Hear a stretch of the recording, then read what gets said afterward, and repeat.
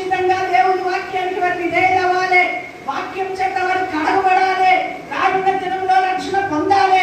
క్రీస్తు రక్తంతో కడగబడాలి. క్రీస్తు కొరకు వారు బ్రతకాలి. చప్పట్లు కొట్టాలి. అట్టి అనుభవంలోకి మన పిల్లలను పెంచడానికి ప్రయాసపడదురుగాక. చాలా మంది ఒక్క అమ్మాయి అనుకోండి, ఎలా ఉంటుందండి కదా? అది ఎక్కడ చూపించాలంటే ఇంటి దగ్గర చూపించాలి, బట్ట దగ్గర చూపించాలి, దేవుని విషయంలో చూపించాలి.